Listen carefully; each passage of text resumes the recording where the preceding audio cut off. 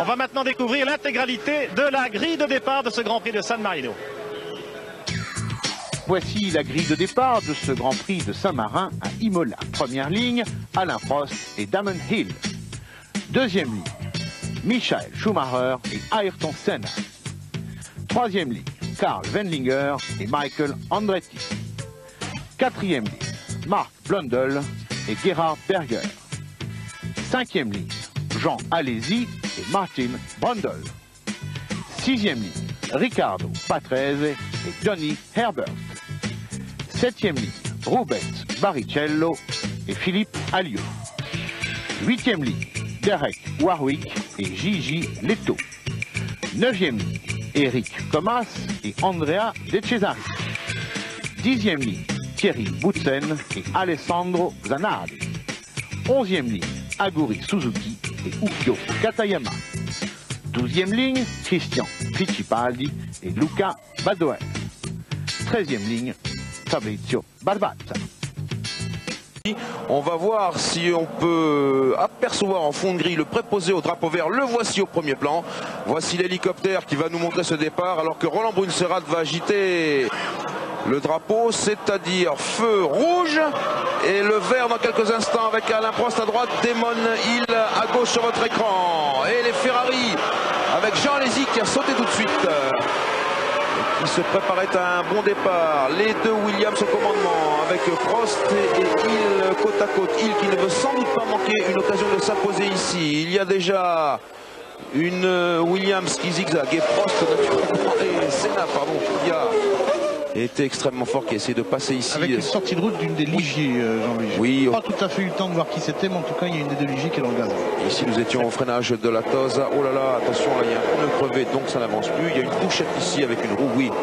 C'est une Ligier qui est partie là-bas dans le mur. Un tête à queue à la Tosa ici d'une Benetton. J'espère. Oui, et oui, c'est pas 13. J'espère qu'il n'y a rien eu.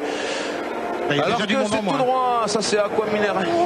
Il a déjà fait ça aux essais, ce freinage d'Aqua Minerali, qui est la première des grosses chicanes et le premier de ces gros freinages dont je vous parlais. C'est pas 13 qui est en tête à queue ici et donc qu'il va falloir pousser au plus vite. Très drôle, surtout au moment où il va vouloir doubler, alors qu'on se voit le replay de ce départ. Effectivement, la Ligier semble-t-il de Blundell qui est sorti.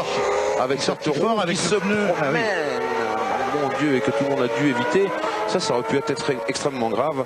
Vous savez que pendant tous ces essais, beaucoup de gens, voilà, maintenant on est en caméra embarquée chez Alain. Pendant ces essais, tout le monde s'est un peu dit, bon, il faut qu'Alain Prost gagne ce Grand Prix parce qu'effectivement, il commence à avoir un petit peu de retard au classement général derrière Senna. Donc il faut qu'il gagne. Ensuite, on a dit, oh, mais s'il pleut, peut-être que Prost n'aura pas la partie facile. Là, il est en train de prouver, Alain Prost, que sur un circuit extrêmement dangereux et piégeux sous la pluie, il tient franchement la cadence de Senna et il a même franchement envie de le doubler. Pour l'instant, ça a l'air d'être Senna qui est plutôt à la peine par rapport à Alain Prost. Magnifiques images. Est-ce qu'il passe? Non. Regardez un petit peu, vous imaginez, là, on a beau être sous la pluie, les vitesses, c'est de quel ordre, Jean-Louis? C'est énorme. Au bout de Tosa, c'est généralement 300 km/h. Et puis ici, dans Rivazza, on arrive à 260 à peu près. Donc sous la pluie, comptons 240. Oui, alors vous imaginez. Alors là, effectivement, quand on voit ça depuis l'extérieur, on a un petit peu la sensation que les pilotes voient clair, mais vous l'avez vu, dès qu'on est embarqué dans les roues de quelqu'un, on reçoit absolument toutes les cochonneries qu'il y a sur la piste. Il y a de l'eau et autre chose, un petit peu de cailloux, un petit peu d'herbe, voilà, vous le voyez, ça c'est à peu près ce que peut voir Alain Prost. Et là, il semble qu'il soit passé. Attention messieurs, on est gentil, on ne se touche pas dans le 4e tour, dans le 3e tour, pardon, ça serait dommage. Extraordinaire d'attaquer ici dans le Tamburello alors que Senna a résisté. C'est ici qu'il faut se placer, généralement à contre-courant dans la trajectoire pour justement se retrouver à l'intérieur, mais Prost était un peu loin là. Et vous voyez que pendant ce temps-là, il est en train de foncer devant puisque l'écart maintenant est près de 6 secondes. Et on continue sur Prost, toujours à l'affût derrière Senna, alors qu'il faut bien choisir sa trajectoire et pas forcément se trouver dans les roues exactes d'Ayrton. Ici, c'est le freinage et puis la remontée d'Aqua Minerali, la célèbre chicane des eaux minérales, avec Prost toujours à quoi 5-10 mètres de Senna qui se déporte. On va arriver au freinage de la chicane haute, de la variante haute, avant d'arriver à Rivazza. Eh bien, nous reprendrons donc cette course en espérant, mais bien sûr, ne vous inquiétez pas, s'il y a un dépassement important, on l'enregistre à Paris, vous le verrez. Pour l'instant, une page de pub. Vous le voyez maintenant, est en train de sécher, et s'il faut parler de moteur, eh bien forcément le moteur Renault est plus puissant, et je pense que Prost va réussir à passer. Pour l'instant, en tout cas, il ne doit pas s'aventurer en dehors de la trajectoire, car en dehors de la trajectoire, c'est quand même encore mouillé, et ce serait vraiment imprudent. Mais pour l'instant, ici, dans le cockpit d'Alain Prost, alors que Damon Hill, vous voyez, multiplie les meilleurs tours en course, ce qui signifie donc que la piste est en train de sécher, eh bien, on va assister à un très beau spectacle. Attention freinage, c'est encore un peu glissant ici à la Tosa. Ce fameux virage qui suit l'endroit le plus rapide du circuit, et Prost à l'attaque dans la montée vers Piratella et il n'est passé. Et voilà, Prost en deuxième position alors que Senna ne lâche pas derrière, prêt à profiter peut-être d'une petite erreur en freinage. Là Prost découvre la piste vide devant lui, il est en deuxième position. Je vous rappelle que le leader c'est Damon Hill sur la première des Williams Renault. C'est 2 secondes de plus que chez McLaren quand même, hein. 2 secondes c'est pas rien. C'est pas rien, mais il vaut mieux assurer, oui, Jean-Louis Bernardelli. Vous savez, l'équipe Williams n'a pas taillé sa réputation justement sur les changements de pneus. Ah, c'est intéressant. Il est passé, il était en tête, mais Senna, regardez, formidable affrontement. Ils sont tous les trois à la Tosa, c'est extraordinaire. Oh là là, s'il y en a un qui fait un écart, là, il y a les 3 meilleures voitures du plateau au tapis. Alors que non, ça c'est Jean. Allez-y qui s'arrête, ils sont roue dans roue. Et le meilleur temps autour est celui de Senna, 1:34.3, et juste derrière celui de Prost, 1:33.6. Très beau pour Jean Lézy, 6:61.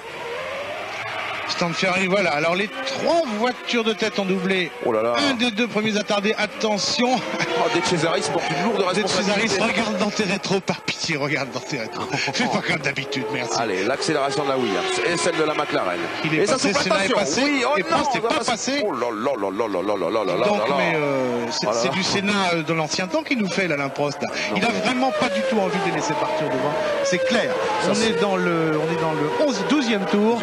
Pour l'instant, rien n'est joué. Et ces 3 garçons ont une envie d'en découdre absolument fabuleuse. Le grand le d'écart en faveur de la McLaren ou de la Benetton. Et en début de course, je peux vous dire que ça fait quand même pas mal. Ce qui pourrait aussi expliquer qu'effectivement, Alain Prost, en début de course, il était un tout petit peu moins violemment qu'on l'imaginait, parce que sa voiture est simplement plus difficile à tenir, parce que plus lourde. Voilà, dont acte. Bien sûr. Et on retrouve nos 3 hommes groupés dans un mouchoir. Oh, attention, la Tosa, mon Dieu. Ça, c'est un freinage qui intervient à 300 km/h. Alors, c'était Comas. Excusez-nous, on vient de passer à 300 à l'heure. Ça fume un petit peu, sur la route. Vous voyez que c'est encore un petit peu humide.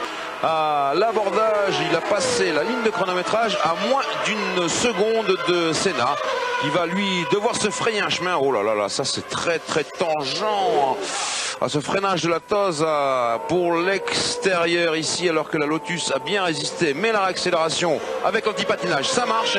Et voilà le jeune Barrichello qui a été entraîné dans une figure qu'il ne voulait pas faire, mais c'est ça la pression quand il y a autour de vous des types comme Johnny Herbert et puis comme Ayrton Senna. Alors tout à l'heure nous parlions, ah oui, Barrichello il est obligé d'essayer de se sortir de ce mauvais pas, mais il n'y arrivera pas.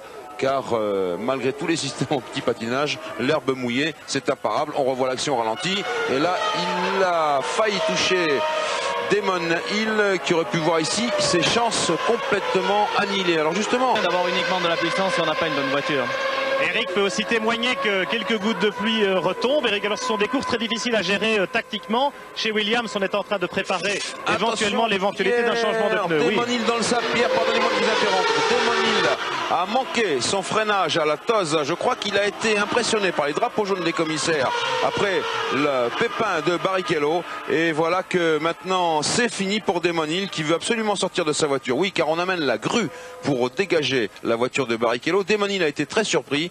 Et il est dans la terre ensablée. Il était à 2 secondes et 9 dixièmes de Senna, vous vous en souvenez, alors qu'il y a eu cet incident avec Barrichello que Damon avait évité de justesse. Et puis là, la pression pour lui aussi, elle a été trop forte. En voyant toute l'agitation là au sortir de la Tosa, eh bien alors que nous voyons la pauvre Williams-Renault dans les airs évacuée par une énorme grue.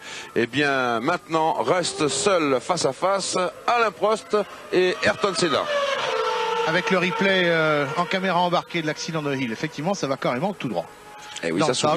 Et ça sort pas. Et il a été gruté à toute vitesse d'ailleurs. Il faudra toujours dire que l'organisation ici se débrouille. Berger s'en souviendra quand il avait failli mourir. Alors c'est-à-dire qu'il vaut mieux pour Michael Andretti attaquer Karl Wendlinger, si toutefois il est en mesure de le faire, dans une partie très nette. Et à Imola, oh monsieur Derek Warwick, arrêtez. J'espère pour lui, ah non il sort quand même, j'ai eu peur parce que quand je vois les points de suspension abîmés, j'ai toujours peur pour les jambes des pilotes. En plus il avait ça qui précède la ligne droite des stands. Oui Pierre, apparemment vous nous appelez. Oui, avec une mauvaise nouvelle, c'est la voiture de Eric Thomas qui se trouve derrière nous dans le stand de la Rousse avec un problème de pression d'huile sur le moteur Lamborghini. Le pilote français abandonné, on le cherche désespérément partout mais il n'est pas là. En tout cas vous avez l'info. Alors Pierre, pardonnez-moi de vous couper car Michael Andretti a opéré sa première tentative, il l'a réussi, il s'est bien mis à l'extérieur à la Tosa pour pouvoir passer à l'intérieur, ce qu'il a fait, mais il a été un peu loin, on va revoir ça au ralenti et il a moins bien réaccéléré que Wendlinger qui a repris le commandement des opérations tout en voulant l'éviter. Qui a mis un coup de volant, pas piqué des hannetons. Beau petit coup de volant. Puisque le dépassement a eu lieu 2 fois, on...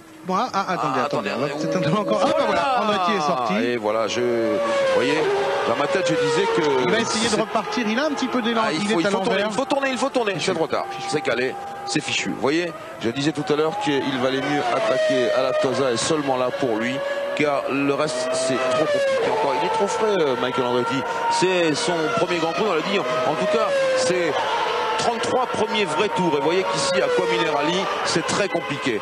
Il a légèrement braqué pour éviter Wendlinger, ce qu'il a mis en tête à queue dans la seconde et voilà ce qu'il est advenu de la McLaren. Et bien chicane à l'entrée des stands, voilà il a toute la ligne droite, le Tamburello, il montre son point. Oui. Jean, là il change pas de tir-off là. oui, voilà, il montre son point, il va déboîter pour, à mon avis, là dans le Tamburello, il va déboîter pour le freinage de la Tosa et essayer de déborder Suzuki, attention qu'il ne l'envoie pas en tête à queue, il menace de ses roues, extérieur, bravo, c'est bien passé et voilà Jean Alesi dans une meilleure 4e position que tout à l'heure. Bon, j'avais regardé dans le dictionnaire comment on disait casse-toi en japonais, c'était oh mais il n'en aura pas besoin, il a réussi à passer tout seul. Allez, compris, on est dans le 41e tour alors que Brundle n'est pas en train d'attaquer Wendlinger, mais en tout cas il est sûrement en train de l'énerver. Là ce qu'il y a, il y a Badoer qui est assez loin dans le classement, qui est en 13e position. Il y a Suzuki qui essaye de déborder Badoer, Wendlinger qui essaye de déborder Suzuki et Brundle qui essaye de déborder Wendlinger. Donc ça fait beaucoup de monde et attention au fracas. Il y a aussi Christian Fittipaldi qui est un petit peu devant, ça fait beaucoup de monde sur cet espace aussi restreint, mais cette fois-ci ça passe bien. Ça fait beaucoup de monde et comme Christian Fittipaldi, oh là là là là, il y a du trafic. Brundle, ce n'est pas le moment, c'est juste Badoer, ce n'est pas le moment non plus de semer la perturbation dans ce formidable groupe de chasse. Wendlinger 5e, Brundle 6e, derrière il y a Leto 7e qui est l'équipier de Wendlinger. Et je voudrais bien savoir quelle est cette voiture. Bon, on sera peut-être au prochain tour. Partait au ralenti. C'était Barbat. C'était oui. Barbatza, oui. Ah mon Dieu, une Ferrari. Ça c'est plus grave, c'est beaucoup plus grave. Et là voilà, le pauvre Jean, il était 4e. Décidément, chez Ferrari, il est temps que toute l'équipe soit reprise en main, cette Scuderia. Car il faut que John Barnard ait les coups des franges. Voilà Jean qui c'est très bien, c'est très sportif. Il remet son volant. Ah voilà le replay, alors est-ce que c'est une panne? Non, c'est une panne, oui, c'est une panne. Il n'y a pas de problème. Voilà, hop, le compte-tour s'est effacé, le moteur a coupé, voilà c'est fini, il rentre sur son élan et c'est terminé. Plus rien du tout, tout d'un coup plus rien. De Ferrari, voilà, il va saluer ses fans, Jeannot, regardez-le avec sa façon traditionnelle d'expédier ses boules caisses. Quand il les a. Et oui, il a fait une course très très belle une fois encore, voilà. Ah c'est bien. Oui, Scuderia, pour aller, pourquoi pas, avec son ami Prost chez Williams-Renault, pourquoi pas chez Benetton Ford avec Schumacher, mais s'il son ami Schumacher, vous voulez dire? Non, je n'ai pas dit son ami Schumacher. Alors que qu'est-ce qui se passe ici? Senna, hein, et oui, mais on assiste qui se passe, à un nombre de rebondissements assez incalculable. Non, il se passe rien. Il se passe que c'est un circuit de moteur 70% du temps à pleine charge. C'est un circuit les plus difficiles et que Jean-Louis Bernardelli, les moteurs cassent les uns après les autres. On pourrait imaginer par exemple que la cadence imposée par Senna à son V8 Ford était un petit peu au-dessus de ce qui était tolérable. Comment le moment de revenir sur cette parole. Un replay apparemment d'une sorte de Barbazza. Oui, alors là, c'est allez, Minardi, ils les mettent à mal, les suspensions. Oui, elle est fort partout. Oui, ils ont même accéléré le magnétoscope en disant qu'il fallait qu'ils partent vite, il y avait une autre voiture qui arrivait.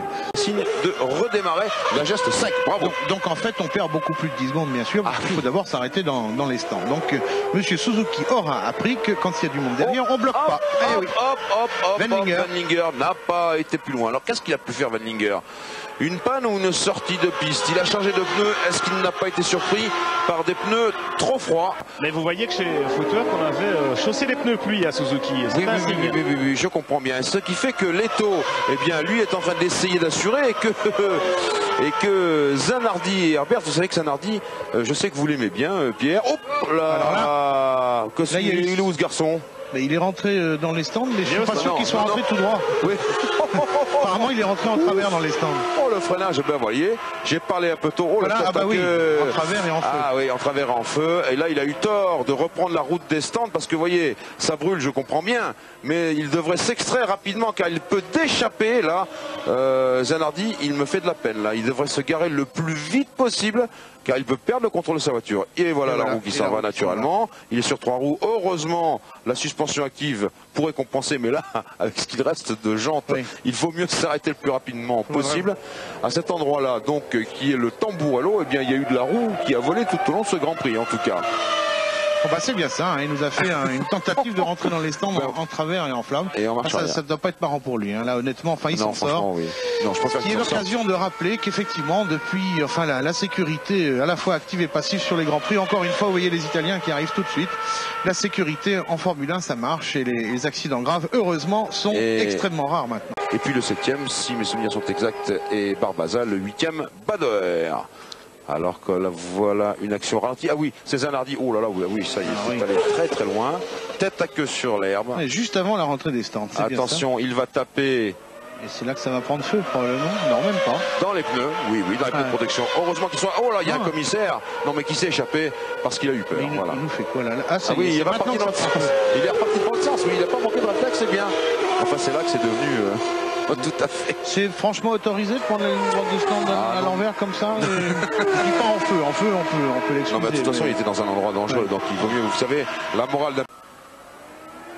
Et attention à votre 46e victoire. Et Leto, je vous ai dit qu'il avait cassé. J'ai pensé que c'était aussi une pile d'échappement. Ben non, pas du tout. C'était le moteur boum badaboum. Alain Prost. Là encore, les affaires d'Alliot, bien sûr. 187e Grand Prix, attention. La victoire maintenant dans 2 km, il est au ralenti. Oui, il y a de l'huile. Bah oui, drapeau jaune et rouge, c'est pas le moment de sortir. Il termine sur la pointe des pieds, Alain Prost. Il a raison, car je crois que c'est Leto qui a dû passablement mouiller le circuit. Attention, le dernier freinage. On est tout prêt, voilà le drapeau à damier. Les derniers 100 mètres. Après une 24e pole position, une 46e victoire pour Alain Prost qui a vaincu lui aussi le signe indien. Bravo Alain, car c'était un Grand Prix très difficile où il fallait faire attention, où on mettait les pieds.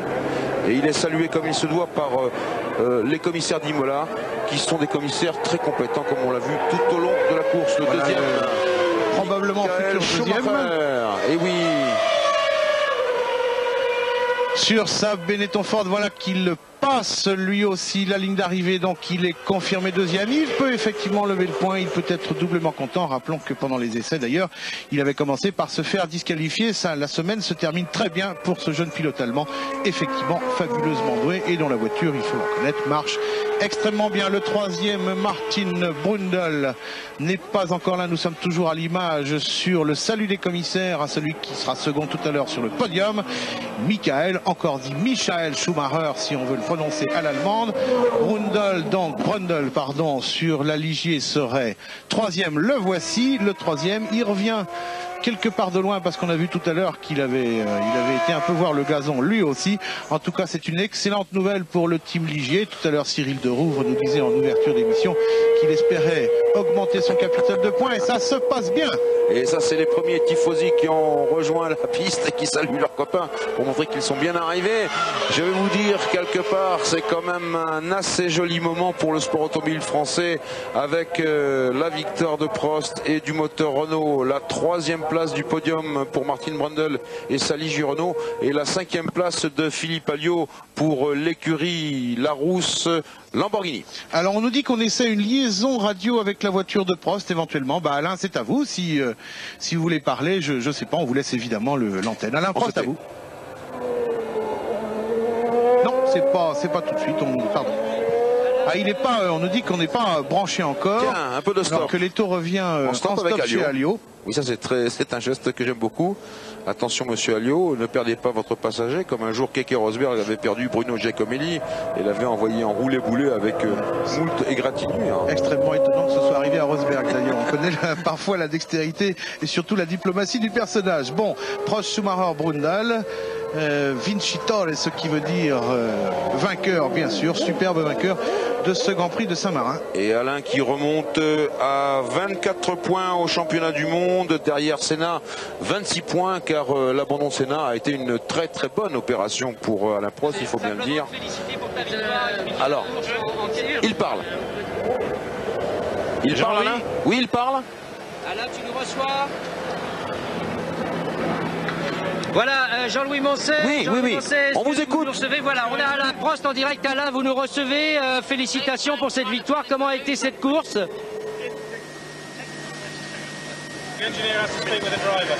L'ingénieur, c'est David Brown qui parle avec Alain. C'est une tentative. Oui, c'est pas grave. C'est une tentative qui est probablement reportée, Gilles, parce que les ingénieurs veulent parler à Alain Prost. On peut le comprendre aussi, évidemment. Bon. Donc, on tentera notre chance une prochaine fois. Bien sûr, en tout cas, vous avez eu raison de tenter cela.